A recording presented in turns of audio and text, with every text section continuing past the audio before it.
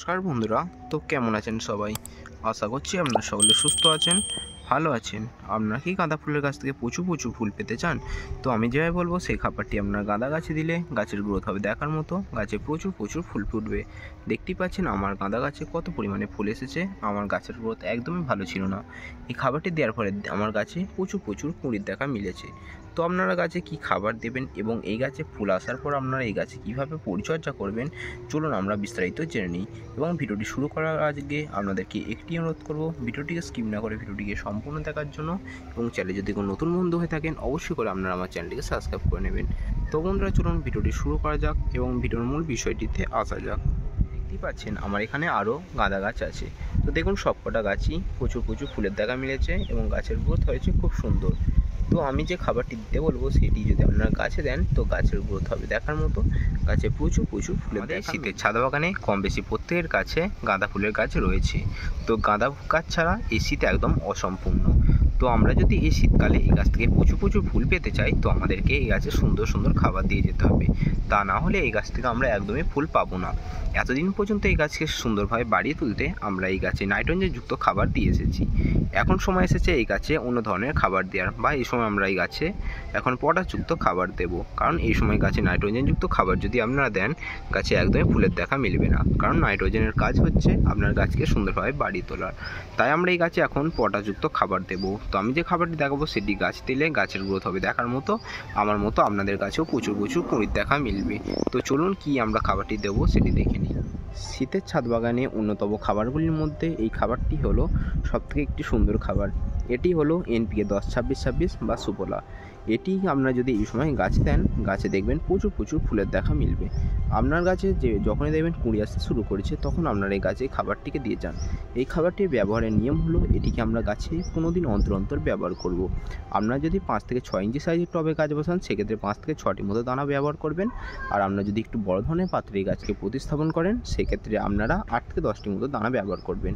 তো এই খাবারটিকে আমি আমার গাছে এখন ব্যবহার করে আসছি। তো দেখুন কিভাবে আমি ব্যবহার করি। তো এই খাবারটিকে দিতে হবে একদম টবের ধার বরাবর। দেখুন কিভাবে আমি ব্যবহার করছি। তো আপনারা এটি যেহেতু রাসায়নিক খাবার এটিকে প্রথমেই যেন অতিরিক্ত পরিমাণে ব্যবহার করবেন না। আপনারা 5 থেকে 6টি মতো দানা নিয়ে আপনারা ব্যবহার করবেন।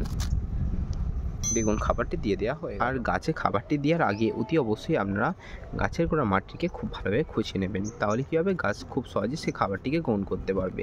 এবং গাছে খাবার দিয়ে দেওয়ার পর আপনারা গাছে ভরপুর জল দিয়ে দেবেন। তো দেখুন আমরা এই রক্তগাঁদা গাছটিতে কত সুন্দর ফুলের কালারটি হয়েছে।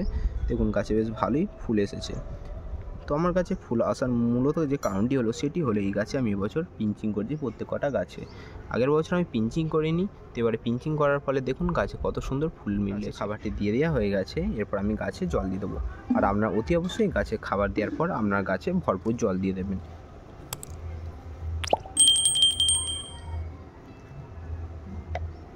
গাছে এত পরিমাণে ফুল আসার একটি কারণ হলো দেখুন এই জায়গাটিতে আমি গাছের পিঞ্চিং করে দিয়েছিলাম।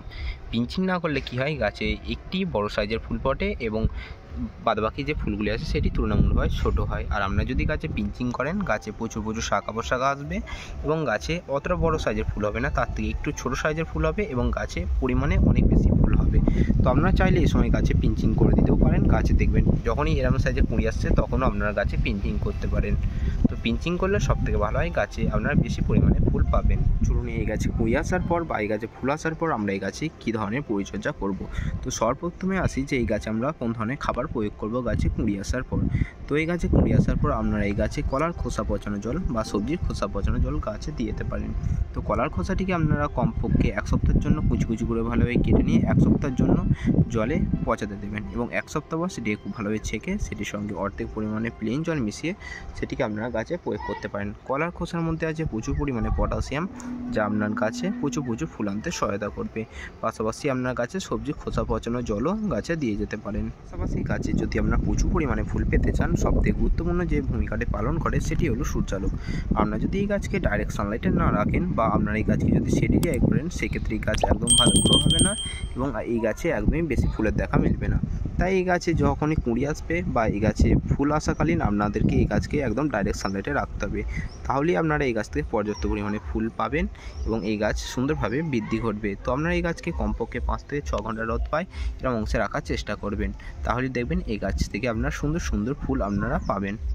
এরপর বন্ধুরা আসি যে এই গাছে কুঁড়ি আসার পর আমরা এই ইনকা গাঁদা গাছে কেমন পরিমাণে জল দেব। আপনারা এই গাছে এমন পরিমাণে জল দেবেন যাতে অতিরিক্ত জল আপনার গাছে না দেওয়া হয়ে যায় বা অতিরিক্ত কম জল আপনার গাছে না দেওয়া হয়ে যায়। এই গাছের গোড়াটিকে আপনাকে ময়েশ্চার রাখতে হবে। আপনারা যদি এই গাছে অতিরিক্ত পরিমাণে জল দিয়ে দেন সেক্ষেত্রে অনেক সময় গাছের শিকড় ড্যামেজ হয়ে যেতে পারে, আর আপনারা যদি এই গাছে অনেক সময় কম জল দিয়ে দেন সেক্ষেত্রে গাছের পাতা আস্তে আস্তে নেতিয়ে যেতে শুরু করে। তাই আপনারা এই গাছের গোড়াটিকে ময়েশ্চার বা স্যাঁতস্যাঁতে ভাব বজায় রাখার চেষ্টা করবেন। সবথেকে ভালো হয় আপনারা যখন গাছে জল দেবেন গাছের গোড়ার মাটিটিকে হাত দিয়ে দেখে নেবেন, যদি মনে হয় গাছে জল দেওয়ার মতো হয়েছে তখনই আপনারা গাছে জল দেবেন। সবথেকে ভালো হয় আপনারা যদি এই গাছে মাটি তৈরির সময় কোকোপিট মেশান। কোকোপিট মেশালে কী হয়, গাছের গোড়াটা ময়েশ্চার বা স্যাঁতস্যাঁতে ভাব বজায় থাকে, আপনাকে গাছের গোড়ায় বারে বারে জল দিতে হবে না। আমি আমার গাছের মাটি তৈরির সময় এখানে কোকোপিট মিশিয়েছিলাম, তাই আমি আমার গাছের গোড়ায় বারে বারে জল দিই না, দিনে একবার জল দিলেই আমার গাছে যথেষ্ট। গাঁদা গাছে কুঁড়ি আসার পর সবথেকে বেশি যে সমস্যাটি দেখা যায় সেটি হলো মাইটস বা থ্রিপসের আক্রমণ গাছে বেশি দেখা দেয়, যার ফলে কী হয় গাছের পাতা আস্তে আস্তে কুঁকড়ে যেতে শুরু করে, গাছের পাতা হলুদ হয়ে ঝরে যেতে শুরু করে এবং গাছের পাতায় নানা রকম কালারের নকশা দেখা যায়। তার জন্য আপনারা প্রতিকার হিসেবে যেটি করতে পারেন সেটি হলো কাকা আপনারা গাছে দিতে পারেন বা আপনারা গাছের জঙ্গা দিতে পারেন। তো 1 লিটার জলে 30 ফোঁটা নিয়ে সেটিকে আপনারা খুব ভালোভাবে ঝাঁকিয়ে নেবেন এবং গাছে 1 সপ্তাহ অন্তর অন্তর প্রয়োগ করবেন। আর অতি অবশ্যই সেটিকে যেন আপনারা একদম কড়া রৌদ্রে প্রয়োগ করবেন না, সেটিকে আপনারা সকালবেলা অথবা আপনারা বিকেলবেলা সেটিকে গাছে প্রয়োগ করবেন। দেখবেন আপনার গাছ থাকবে রোগমুক্ত, গাছে কোনো রকম রোগ পোকার আক্রমণ হওয়ার সম্ভাবনা থাকবে না। পাশাপাশি গাছে আপনাদেরকে সপ্তাহে একবার করে খুব ভালো মানের ফাঙ্গিসাইড দিতে হবে, তা না হলে আপনার গাছে আস্তে আস্তে ফাঙ্গাসের আক্রমণ দেখা দেবে। আমি আমার কাছে স্যাপ ব্যবহার করে থাকি, 1 সপ্তাহ অন্তর অন্তর আমি আমার কাছে স্যাপ ব্যবহার করে থাকি। আপনার গাছে অ্যান্টাকল, ব্যাবেস্টিন বা ডিটোমিন গোল্ড আপনার গাছে ব্যবহার করতে পারেন। সবথেকে ভালো হয় স্যাপ ব্যবহার করলে। তো 1 সপ্তাহ অন্তর অন্তর গাছে ফাঙ্গিসাইড ব্যবহার করলে আপনার গাছে কোনো রকম রোগ পোকার আক্রমণ হওয়ার সম্ভাবনা থাকবে না। এই ছিল আজকের ভিডিওটি কেমন হলো অতি অবশ্যই কমেন্ট করে জানাবেন এবং যে খাবারটি আমি আপনাদেরকে গাছে দিতে বললাম সেটি যদি আপনারা এই সময় গাছে দেন গাছে আসবে অগণিত গাছে কুঁড়ি এবং গাছে প্রচুর প্রচুর ফুল ফুটবে। এবং যে পরিচর্যাটি আমি আপনাদেরকে করতে বললাম সেটি আপনারা করলে গাছে দেখবেন প্রচুর প্রচুর ফুলের দেখা মিলবে, গাছ থাকবে একদম রোগমুক্ত। তো ভিডিওটি কেমন হলো অতি অবশ্যই কমেন্ট করে জানাবেন এবং চ্যানেলে যদি কোনো নতুন বন্ধু হয়ে থাকেন অবশ্যই করে আপনারা আমার চ্যানেলটিকে সাবস্ক্রাইব করে নেবেন। তো বন্ধুরা দেখা হচ্ছে আবার অন্য কোনো ভিডিও নিয়ে। তো বন্ধুরা ততক্ষণ সুস্থ থাকবেন, ভালো থাকবেন এবং আমার ভিডিও দেখতে থাকবেন।